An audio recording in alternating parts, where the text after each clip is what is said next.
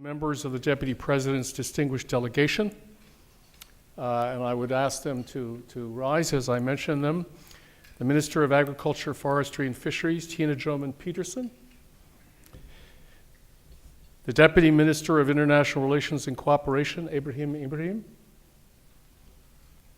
And the South African Ambassador to the United States, Ebrahim Rasool. Thank you. We are doubly privileged in having such a distinguished delegation join the President in visiting Chicago.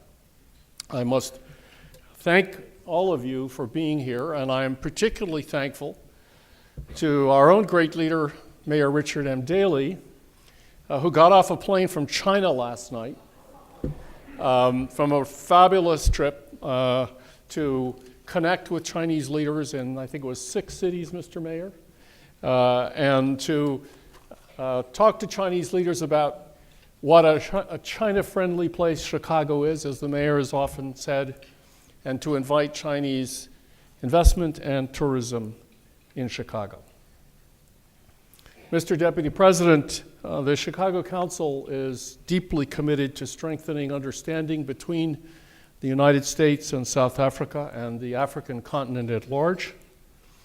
Among many initiatives, we have over the last 3 years embarked on a major effort to raise the importance of America's role in agricultural development, particularly in sub-Saharan Africa, with a view to reducing poverty and promoting economic growth in that region. Under the leadership of the Council's senior fellow, Catherine Bertini, and former Secretary of Agriculture Dan Glickman, the Council produced an extensive report on renewing American leadership in international agricultural development, a report that became, as Secretary Hillary Clinton said, on at least one occasion, the blueprint for the new Feed the Future policy initiative of the Obama administration. And we continue that work to raise awareness and to help ensure that agriculture will return to the top of the United States development agenda. I want to thank our lead corporate sponsor for this breakfast, Pioneer Hybrid, for its generous support. I would also like to thank the supporting sponsor, the Monsanto Company. The collaboration of these 2 companies, as well as others in our wide-ranging events, make them possible. And we were fortunate to have the support of cooperating sponsors in bringing you all together this morning, including World Business Chicago, the Chicagoland Chamber of Commerce, and the U.S. Department of Commerce through its U.S. Commercial Service. I also want to recognize and extend a personal thank you to Ambassador Nomvune Pearl Makaka, the Consul General of the Republic of South Africa in Chicago. Where is the Consul General? Please join me in thanking her. She has played a key role in fostering a productive and sustained relationship between our great city and the Republic of South Africa, as this event so amply exemplifies. I would now like to welcome to the podium Mr. Paul Schickler. Paul is the president of Pioneer Hybrid, the advanced seed genetics business of the DuPont Company. He also serves as a member of the Chicago Council's Global Agriculture Advisory Group. Please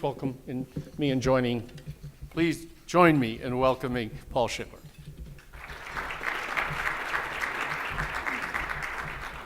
Good morning, everyone, and Mr. President, Minister, Mayor, welcome, and thank you very much for joining us. We look forward to the breakfast, but most importantly, the discussion that we'll have this morning on, I think, a very important part of the world and a very important country in that world, and that is South Africa. As Marshall indicated, Pioneer Hybrid's business is to increase agriculture productivity everywhere in the world, and we do that through improved plant genetics. In fact, I was just in South Africa last week, also in Malawi, Kenya, Zambia, and Zimbabwe, and I continue to be excited and very optimistic about the opportunity in sub-Saharan Africa, but most notably in South Africa.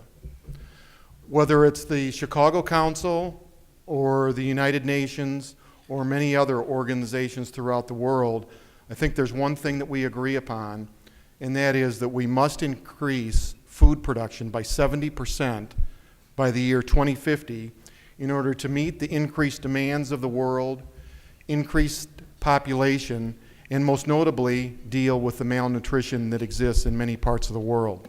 And I'm convinced that it starts right in South Africa for that opportunity. Pioneer has had a long business in South Africa.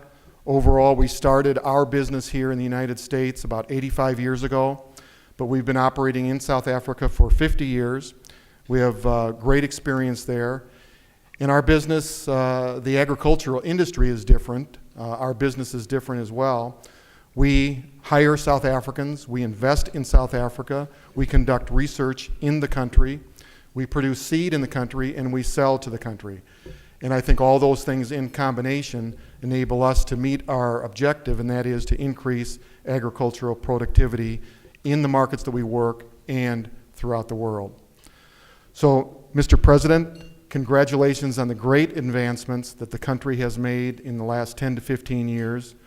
Most notably, the tremendous success over the last number of years culminated with the World Cup in 2010, a great event to really showcase what South Africa has to offer. Again, thank you for joining us this morning. We look forward to the breakfast and the discussion that we'll have. Thank you very much.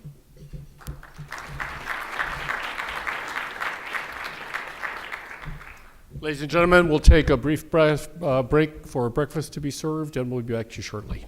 Privilege, as always, to invite to the podium the Mayor of Chicago, Richard M. Daley.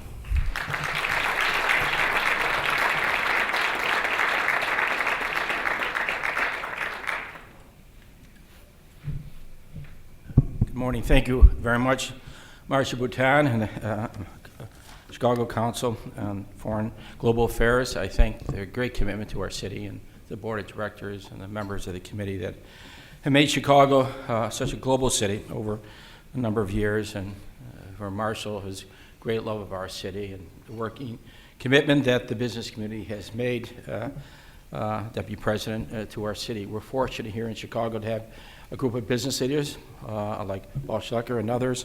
They're hosting this, who really give unto themselves to our city and to our country. And that is a great commitment that has been a historical commitment to our city, and we're very, very proud of this commitment. We welcome Deputy President Motlanthe to our city. We're very honored to have you speak about sustaining South Americans' growth. We have a strong affiliation with South Africa. Former President Mandela has visited us a number of times, and of course, executives of the government and business has visited us as well. We have a sister city with Durban, South Africa, which we hold very dearly in regards to our relationship of helping the people of Durban, South Africa. I know you visited in Washington with our Vice President Joe Biden on U.S.-South Africa strategic dialogue, and look for reinforcing our bilateral cooperation, such as areas in health and agriculture, education, trade, investments, and energy. Chicago is a global city. We're very proud of the business community and those that have worked on behalf of positioning ourselves here and throughout the world. As pointed out, in 1997, we established our sister city with Durban, and it's been very, very helpful to the people of Durban. We've gone out of our way to help them in education, help them in health, and other things that are necessary for that city, and especially the people. We're very proud of what has taken place in South Africa. We're proud of the leadership, the stability and steady growth, and your commitment to open markets and reforms, and looking for business as you traveled throughout the United States. And so as mayor, Chicago will take every opportunity in regards to our relationship with that great country. We thank you for your great commitment to democracy and freedom, not only there, but throughout the world.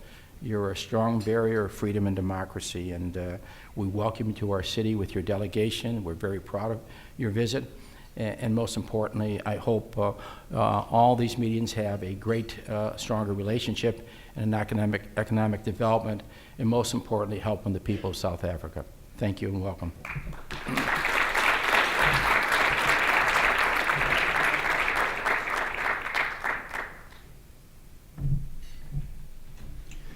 Mr. Deputy President, I have to say that Mayor Daley is, of course, known around the world for the extraordinary leadership he has given this city. He has transformed this city over the last 20 plus years into one of the great global cities of the world. And that has brought him not only an extraordinary reputation for leadership around the world, but the great gratitude of the citizens of Chicago for making our city one of the greatest in the world. Thank you, Mr. Mayor, for all you have done for all of us.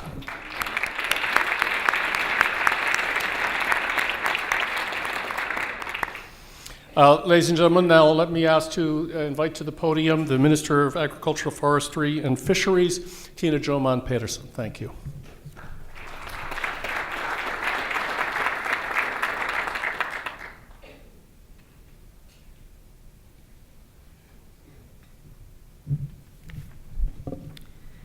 The President, board members, and membership of the Chicago Council on Global Affairs, the Honorable Mayor of Chicago, Mr. Richard Daley, I've heard about you, I'm honored to meet you. The Honorable Deputy President, His Excellency Kgalema Motlanthe, Ambassador of South Africa to the United States, Madam Consul General, who so adequately and aptly represents South Africa in Chicago, and my dear friend, Mr. Paul Schickler. I've just annexed you as a friend, but I've been working with you quite well and met you in Cape Town. Graciously, thank you, sir.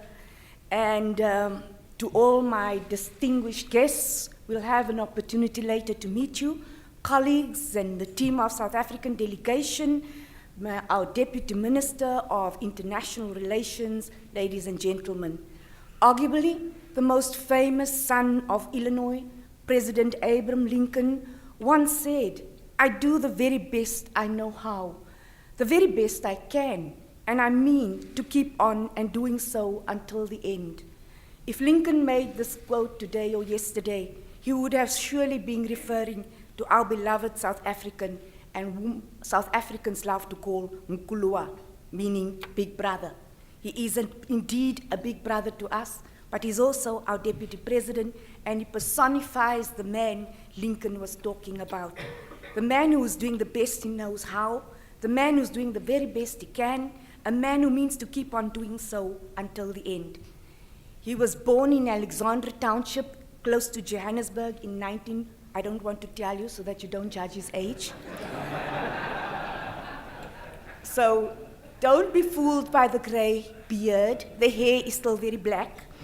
And as a matter of interest, is arguably the alma mater of our ruling party, the African National Congress, which is one of the oldest liberation movements in our continent.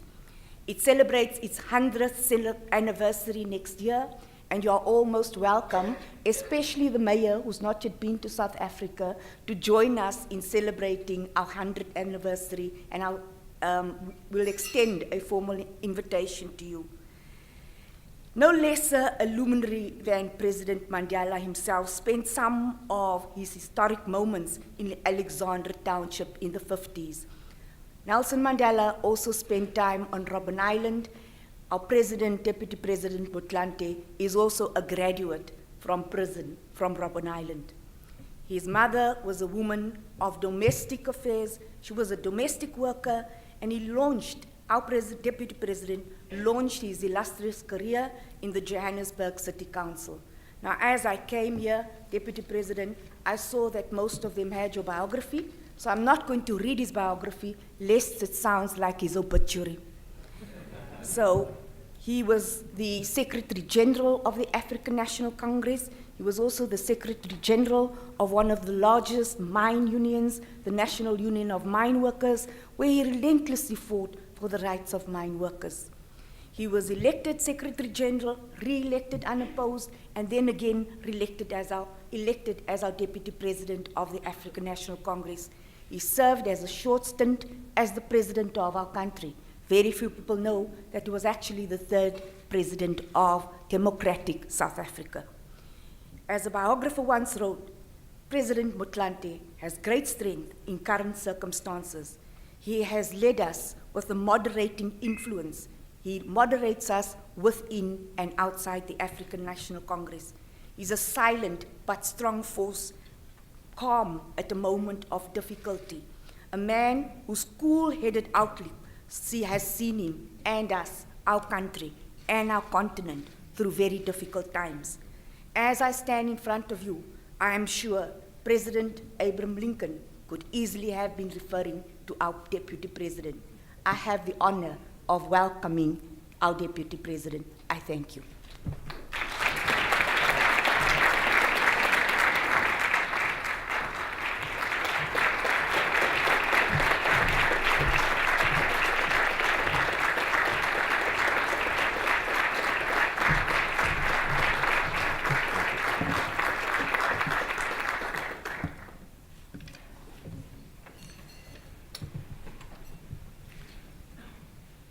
Thank you very much, Minister Joemat-Peterson, for your kind words. I didn't recognize the person you were talking about.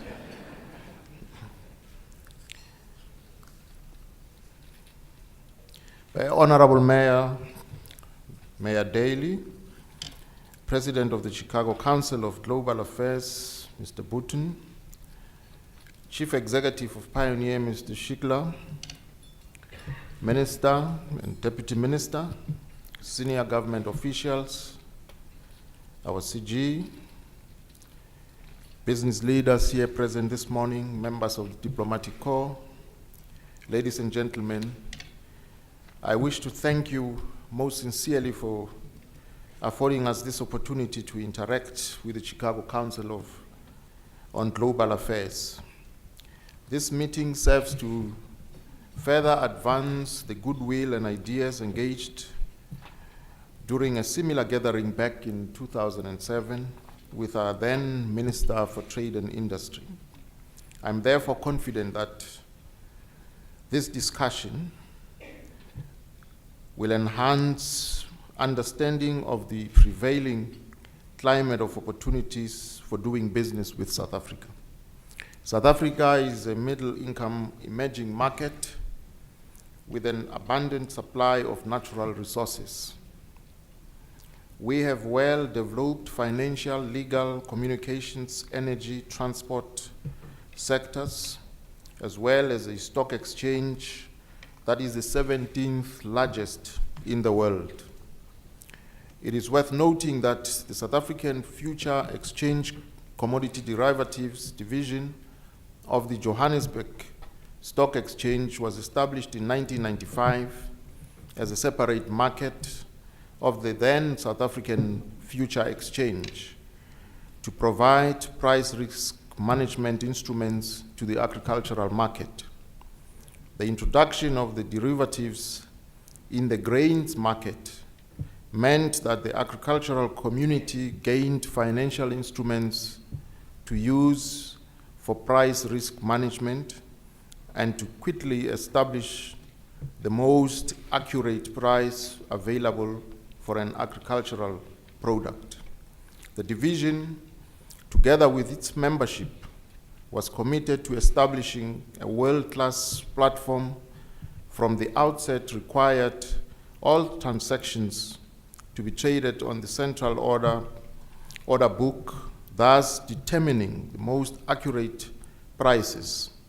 Crucially, we have modern infrastructure supporting an efficient distribution of goods in major urban centers throughout the region. South Africa's mines are the world's largest producers of platinum, gold, and chromium. Our country has significant automobile assembly, metalworking, machinery, textiles, iron ore and steel, chemicals, fertilizer, foodstuffs, and commercial ship repair industries. The tertiary sector accounts for nearly 65% of national GDP and is dominated by financial services and wholesale and retail trade. Under the World Economic Forum's rating system, South Africa's competitiveness score is more or less the same as those of Brazil, India, and Russia. Growth was robust from the year 2004 to 2008, averaging 5%, as South Africa reaped the benefits of macroeconomic stability and global commodities boom, but of course began to slow down in the second half of 2008 due to the impact of the global financial crisis on commodity prices and demand. Ladies and gentlemen, while our economy has been growing, it has not created sufficient jobs to make a serious dent on the stubborn program of unemployment. Government adopted a new growth path intended to address unemployment, inequality, and poverty, and is a strategy that is principally reliant on creating a significant increase in the number of new jobs in the economy. Principally, the new growth path aims to continue and broaden public investment in infrastructure, to target more labor-absorbing activities in the agricultural and mining value chains, manufacturing, construction, and services, and to promote innovation through the green economy initiatives and to support rural development and regional integration. We have set aside close to R1 trillion for investment in the following forms of infrastructure: transport, including rail, freight, and roads; water and sanitation; energy, that is electricity and liquid fuels; public housing and creating sustainable human settlements; information and communication technology; and public health and education, among others. Ladies and gentlemen, herewith lie opportunities for global partners to do business in South Africa. And as you know, South Africa operates in a particular context with opportunities and challenges. Our government is ready to work with all institutions in the United States of America, whether in government, civil society, or business community, to help in identifying trade and investment opportunities in South Africa and Africa as a whole. Let me emphasize that despite the global economic crisis, investments from the United States of America to South Africa have continued to grow steadily. Current statistics reflecting U.S. foreign direct investment in South Africa, according to the U.S. Bureau of Economic Analysis, are as follows, and I'll only take 3 years. From 2007, it was 5,198 million. 2008, it increased, was affected by the recession and dropped to 4,915. And in 2009, it has been on a steady increase to 922 million, 5,922 million. An estimated 600 United States companies, including subsidiaries, joint ventures, local partners, agents, franchises, and representative offices do business in South Africa. As you are aware, South Africa is an integral and leading part of the Southern African Development Community, SADC. SADC is hungry for foreign direct investment as it seeks to lift its growth and ultimately improve the lives of the populace. Through SADC, we also actively work with other regional economic communities in the continent as we seek to pursue common objectives of growth, development, and interconnectivity. Accordingly, measures aimed at deepening regional integration processes are being strengthened. We believe, therefore, that through mutually beneficial partnerships with strategic partners like the United States of America, we will contribute not only to the prosperity of Africa, but also to creating a fair trade system on a global scale. On the whole, South Africa's growth has a direct impact on the growth of the SADC region.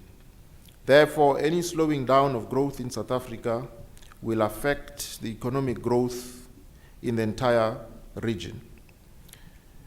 Ladies and gentlemen, in sum, the picture we have painted above regarding the economic conditions, both in our country, South Africa, our region, SADC, and Africa, tell a story of a resurgent continent ready for business, for investment, and for development. For its part, South Africa is only too happy to welcome such outside investment. Whether in trade, infrastructure development, medical science, or any conceivable human endeavor, South Africa is willing to work as a strategic partner with the state of Illinois to realize the aims of development and prosperity. We know it is in our interest for this to happen.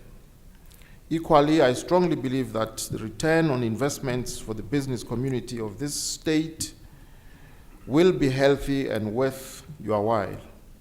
Among others, we are ever ready to clear any trade impediments that present themselves in whatever form, fully aware that in doing so, we are creating mutually beneficial conditions, or as they say, a win-win situation. I thank you for this invaluable interaction and hope that the foundation we have laid today will generate better future cooperation and lead to mutual trade and benefits. And I thank you for your attention.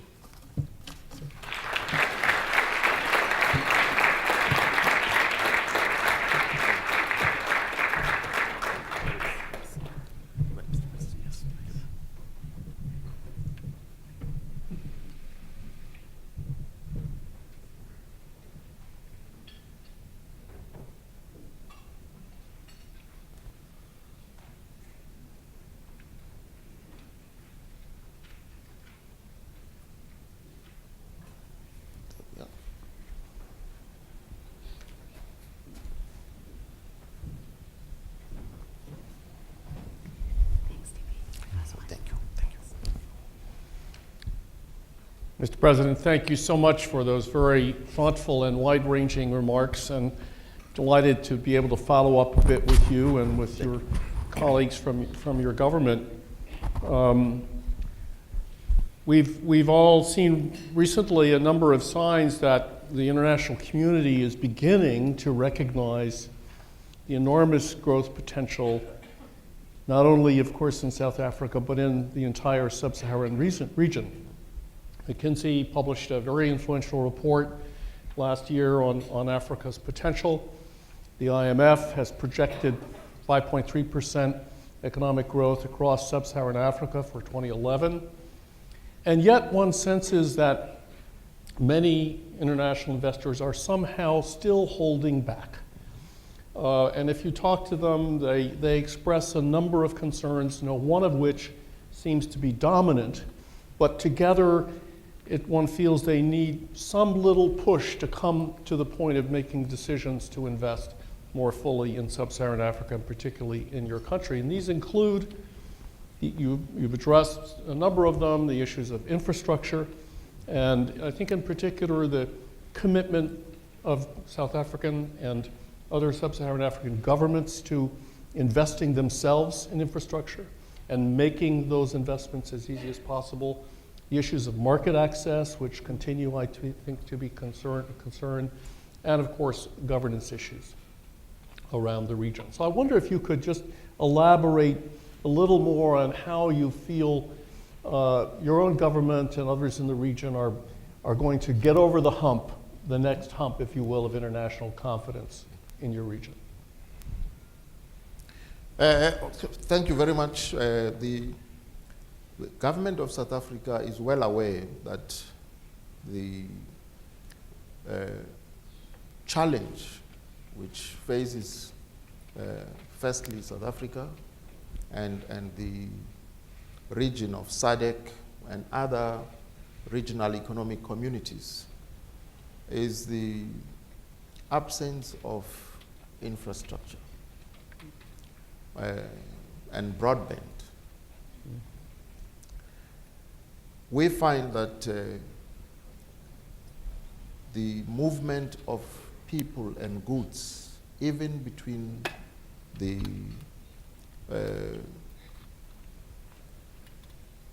neighboring countries across borders, takes an inordinate amount of time. It is not unusual for a truck driver to spend 2 days on one side of the border before crossing over. And that explains why intra-trade within Africa as a whole is only 10%. And however, we take the view that every one of these problems is an opportunity for investment. But of course, you've alluded to issues of governance.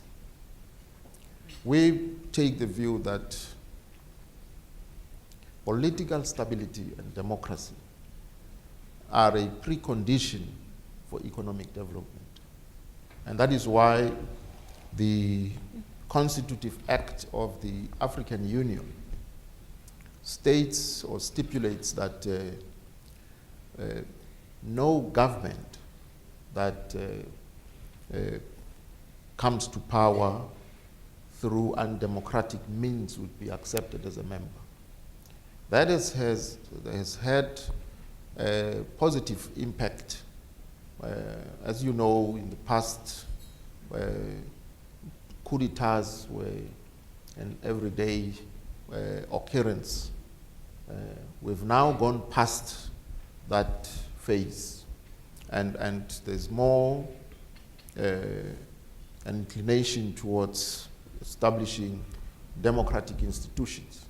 The situation, of course, is still uneven, but that is the main thrust of Africa's efforts. And as I said, we believe that there are countless new vistas of opportunities for investors in Africa, because if we address the challenges of lack of infrastructure, intra-trade will grow, more people would be gainfully employed, would be able to move goods and fresh produce to the markets, and jobs would be created. So therefore, a market for value-add products would then expand. Thank you very much.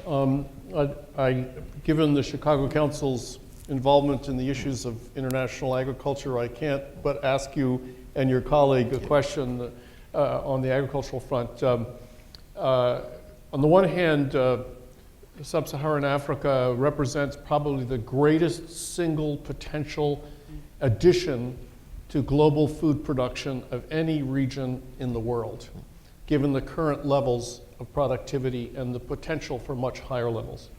On the other hand, Sub-Saharan Africa generally suffers from very low levels of productivity and low levels of investment in agriculture, and high numbers of high rates of malnutrition. CAADP, the agreement among African countries to raise investment in agriculture, set a goal of 10%. investment by your government and others. How are we doing in terms of agriculture becoming the lead element in South Africa's economic renaissance? Yeah, on that question, the Minister of Agriculture and Forestry and Fisheries is seated here next to me. But that's an area of growth that has been identified in many African countries. The economy of Malawi depends on the revival of agriculture. In South Africa, we are a country that is characterized by well-developed infrastructure and underdeveloped infrastructure in rural areas and so on. We have a well-developed commercial agricultural sector. Large-scale farming has been taking place in South Africa for a long time. But of course, it's automated and mechanized and so on, so the jobs lie in us also giving support and reviving small-scale agricultural farmers. And the minister will be able to speak more on that aspect, because, as I said in my remarks, the biggest challenge we face is one of this stubborn problem of unemployment. And we believe we've got to create new jobs. And agriculture has been identified, agro-processing, as one of the key job drivers. Yes. Thank you. Madam Minister, would you care to add something? Thank you very much to both presidents. I wanted to start by saying South Africa hosted a very important and successful World Cup last year. But it wasn't just a South African World Cup, it was an African World Cup. The reason why I'm premising my argument with this is because very few people realize that without safe and secure food in South Africa, we would not have been able to host a successful World Cup. And many people do not realize that if we did not have meat or any other agricultural product free of disease, of high international quality, we would not have been able to feed people at a global international level. And South Africa was able to set a very good trend for the rest of the continent, for good sanitary and phytosanitary requirements, good opportunities to develop higher levels of products, but also to improve and increase our productivity. The cost of production in South Africa has been extremely high.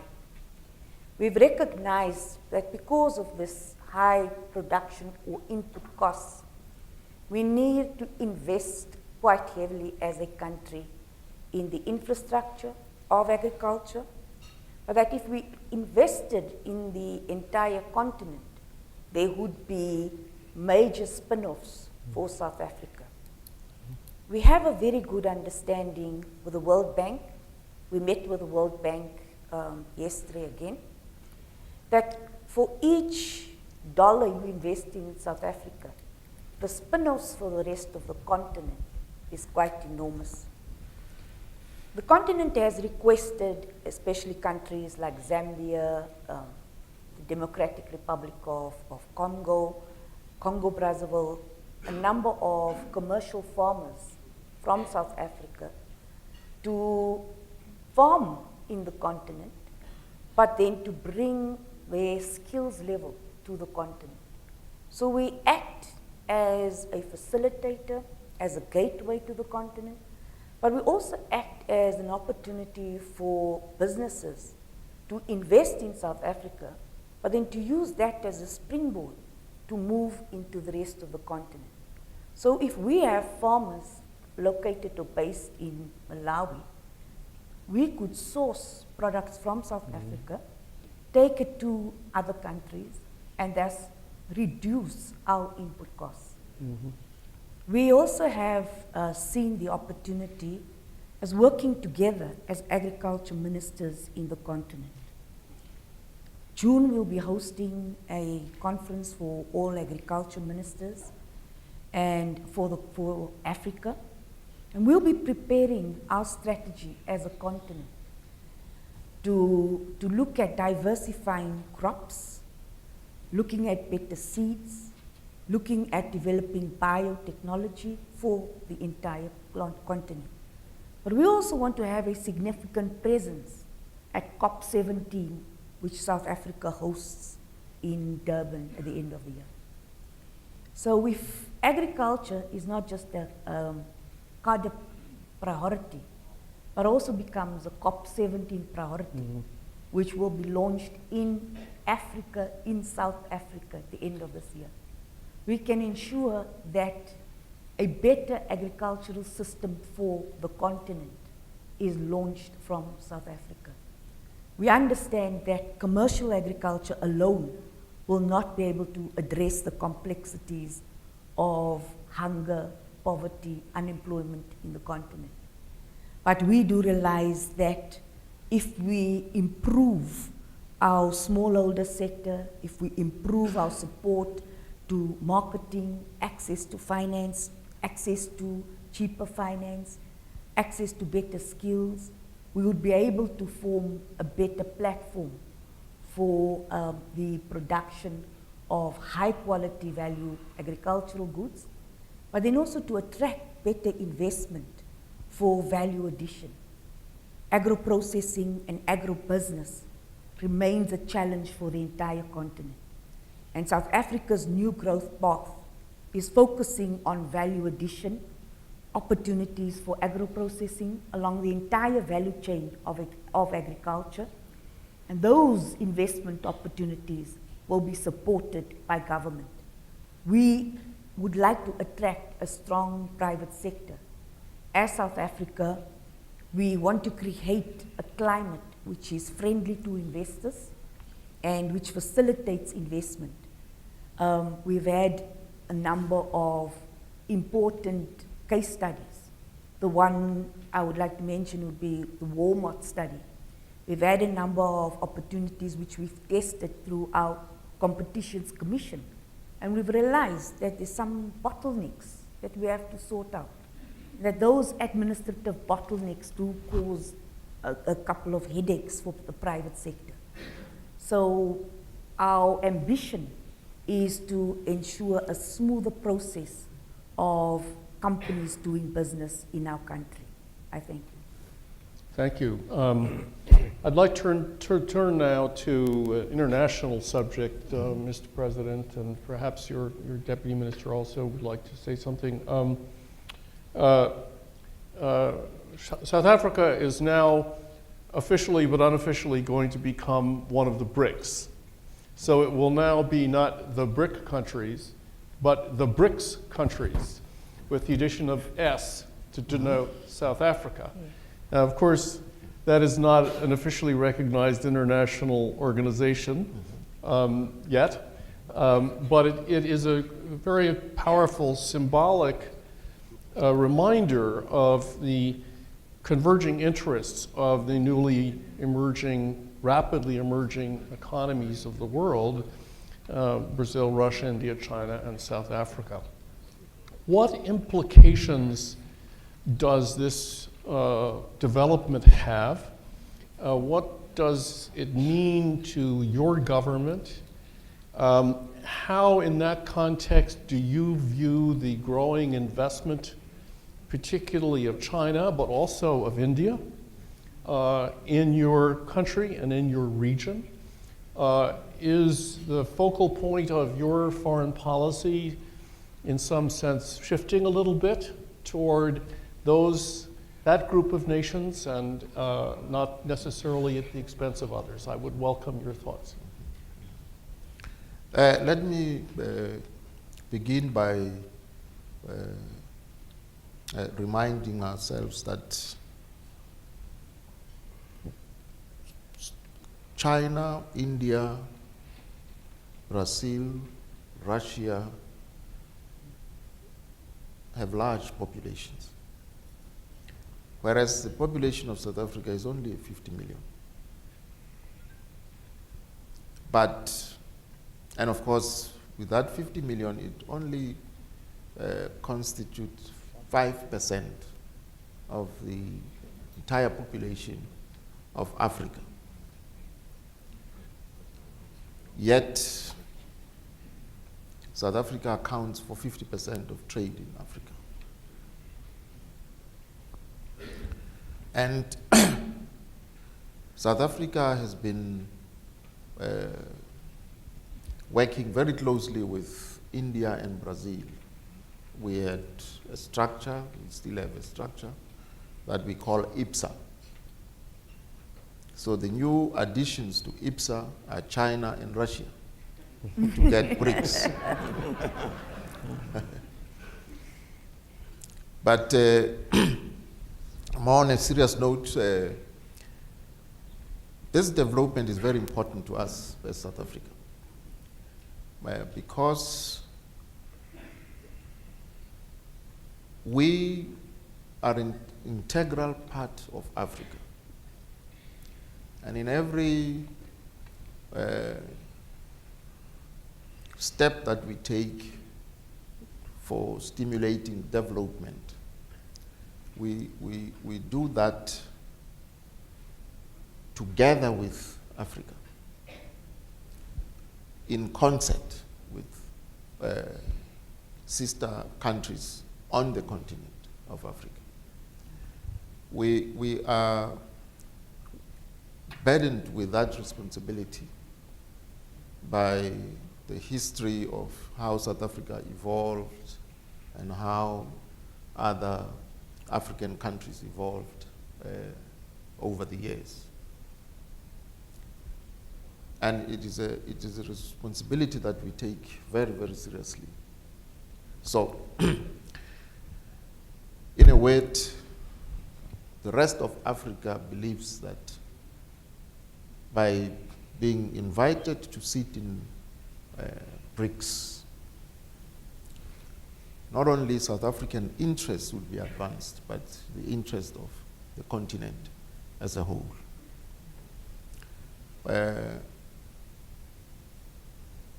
This was the case with regards to the G20 as well.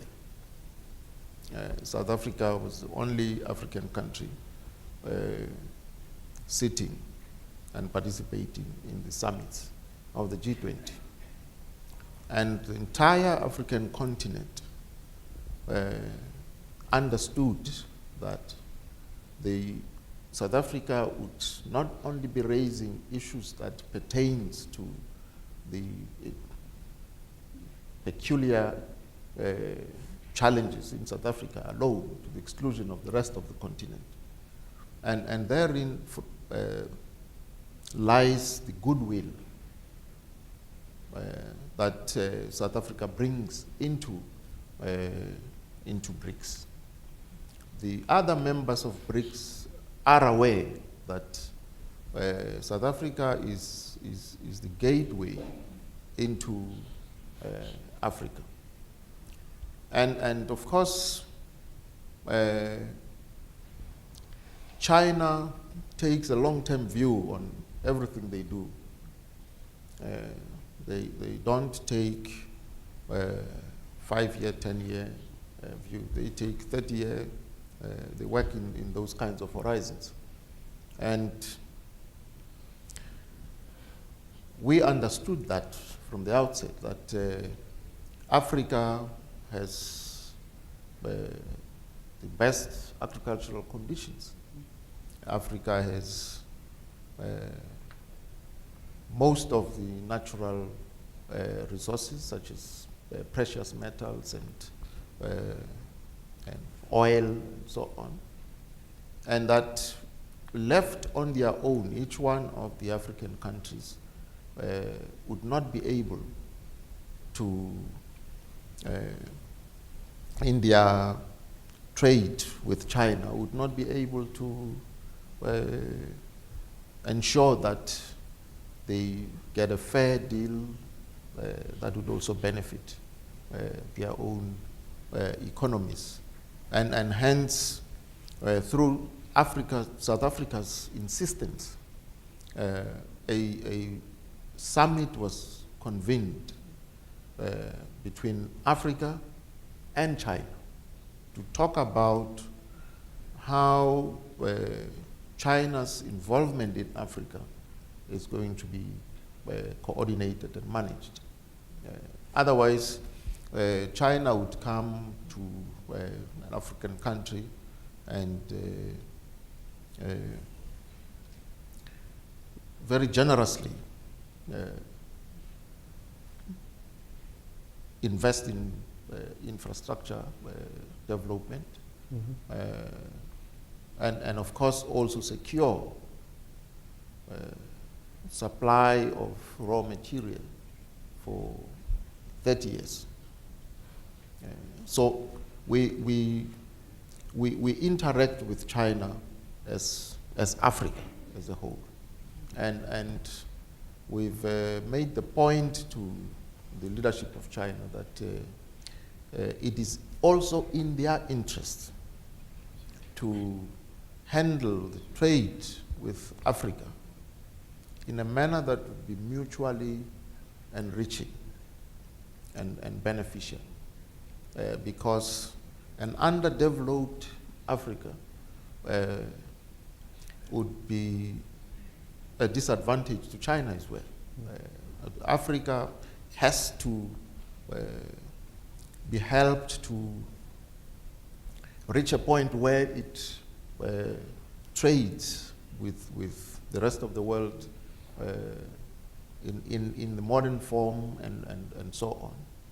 Because as long as it is left behind, the world's market, the world's resources would be locked, and this world, the world would be a better place with Africa thriving and so on. So the BRICS is important from that point of view. That the other element that we bring is adherence to good governance, accountability, and a social consciousness. Yeah, that's what we bring. Thank you. Very thoughtful answer. Mr. Deputy Minister, would you care to add a word to what the President has said? No, thank you very much. I think the Deputy President covered all the essential aspect of the question. But I just want to say that there is no shift in South Africa's foreign policy as such. Our foreign policy is primarily focusing on the continent of Africa. Since we got our freedom, we were able to move towards changing the OAU into the African Union and establishing various structures under the African Union, such as the Peace and Security Council and other human rights commission, etc.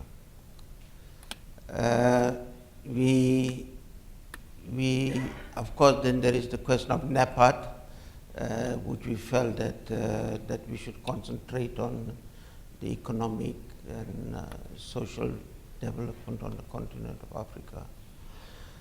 But if you take South Africa's foreign policy, there are three main pillars. Our first priority is the continent of Africa. Then there is the South-South relations, which we have to build. And then the third pillar would be the North-South relations. I think there was a need for diversification from the North-South relations that we've had for a number of years, particularly under the apartheid government.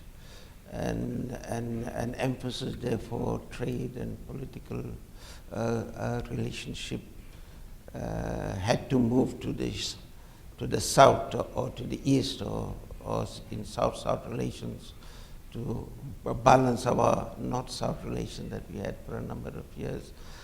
So I think that South Africa and the continent as such have established economic and political relations, particularly with the countries of Asia, but also Latin America to some extent here. So there hasn't been a shift in our foreign policy. I think our foreign policy is geared towards the continent of Africa as such. That is why when there are conflicts in the continent and as an African Union, in terms of the Constitutive Act, we feel that Africa should get involved in trying to resolve some of the conflicts that we have on the continent of Africa, because Africa does require peace and stability for economic growth and development. Thanks. Thank you. Minister, if you want to... Just a very brief comment that I'd like to make on furthering the input of our Deputy President, that we would like the relationship of China in Africa to be a mutually beneficial one, is that China is buying up huge tracts of fertile, quality agricultural land in the continent.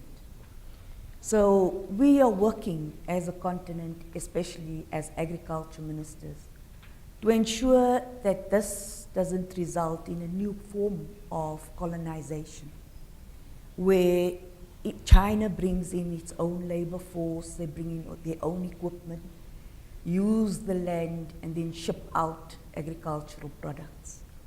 So our ambition is to ensure that we mitigate against high food prices, that we ensure that there's food security, that the rest of the continent is food secure, and that China doesn't become the only international player in agriculture, the only dominant international player in agriculture in the continent.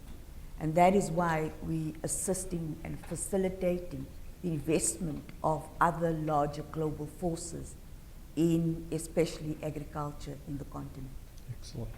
Thank you. Well, thank you for your very thoughtful and wide-ranging responses. We have a very limited time for questions. So what I'd like to do is I'm going to take 3 questions and group them, if you will, and then ask the Deputy President and his colleagues to respond briefly as well, because our time is very limited and the Deputy President has an onward program. So if you would put up your hand and I'll recognize you, and then wait for a mic to get to you, please, and we'll try to move this along very smartly.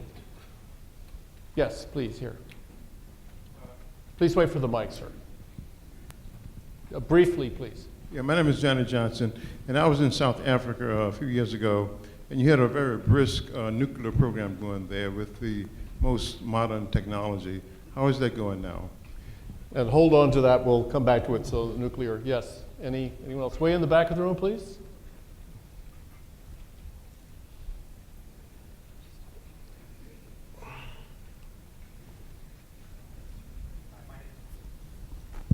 My name's Brad Chadwick. First thing, to congratulate you on the initiatives you've taken in addressing HIV. But in the context of agriculture in South Africa, you can't ignore the need for redistribution and returning the natural resources to the people of the country. How does growing supply and redistribution work given the skill shortage in the country? Thank you. What else? Okay, we'll stick with those 2 questions. The nuclear program and your role of nuclear energy in your country's development, and then the issue of distribution of food.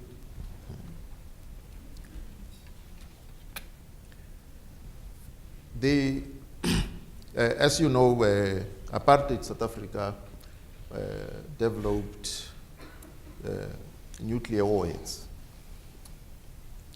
and these were destroyed, of course, in concert with the International Atomic Energy agency. Even today, every year, the International Atomic Energy Agency's inspectors do come to South Africa to check as to whether those still remain in disuse. So there's been capability for some time. We have a nuclear reactor, Kubek, which generates electricity. We've created a new Ministry of Energy. In the past, energy was coupled with mining, minerals. So now it is a standalone ministry. We were involved in research on the 4th generation of nuclear technology. And that has had to be put on the back burner due to lack of resources to take that research forward. And the Ministry of Energy has developed a framework of ensuring that we have security of supply in this, particularly electricity, because a few years ago we had outages. And the idea here is that this framework enables the government to look at options: renewable energy, nuclear energy, because we have large deposits of coal, better technology for gasification. One of our companies, Sasol, has the cutting-edge technology for gas to liquid fuel. So, however, to come to the point, I was just mapping out the backdrop. We are at a point where through this within the framework, where government is looking at these options, whether to go with nuclear technology and so on. And I'm sure with all the debates occasioned by the impact of the tsunami and radiation in Japan, these debates will intensify, because we have a strong anti-nuclear lobbies in South Africa, and therefore we've got to present, if we are to proceed with our nuclear program, we've got to present superior and persuasive arguments here. That's where we are with regards to that. Thank you. Did you want to say anything, Mr. Deputy President, on the issue of distribution systems, or would you like your minister to do that? Or? The minister can deal with that issue, because the issue of distribution is really linked to infrastructure that we dealt with. The blockages, we are aware of those blockages here. Okay. Briefly, please. I think that during the build-up to the World Cup, our country had a very ambitious infrastructure development program. And the intervention in the development of infrastructure during the build-up for the World Cup has resulted in an improvement in our road system in our country. We have now realized that the rail network in our country has to be improved. So the investment program the Deputy President announced, which will include investment in rail infrastructure, will see us moving freight from road to rail, especially agricultural freight from road to rail, which will make the distribution of especially food much cheaper in our country. And then with regard to the skills shortage, The oppressive history of South Africa is one in which we had a feudal system where the white farm owners acted as the slave masters, and the white slave mentality was perpetuated through a type of rural agrarian conservatism. And for a long while, we've had this hostile relationship between white commercial farmers and black subsistence farmers. So for the past 2 years, we've worked quite hard to break that impasse between race groups. I think it was one of the last frontiers of racism that we had to address. And it was a very difficult area of racism that we had to address. But now we have a better working relationship with highly skilled commercial farmers. And the relationship with it we're encouraging and building now. It's a new one, but it's one which allows us to share skills and to understand that we need each other.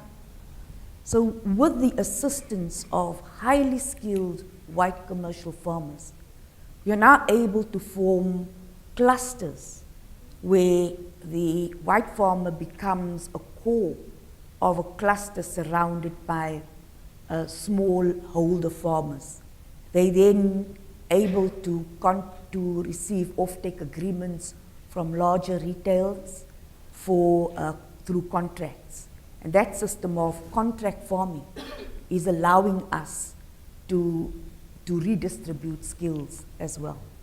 And I think it's beginning to show that we can help one another and we can build better racial relationships through the integration of our two farming communities.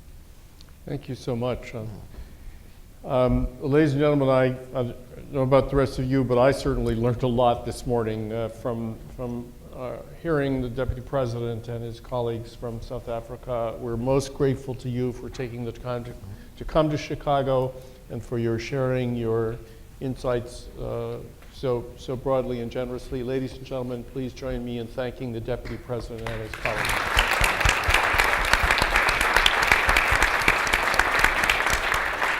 We are adjourned. Thank you.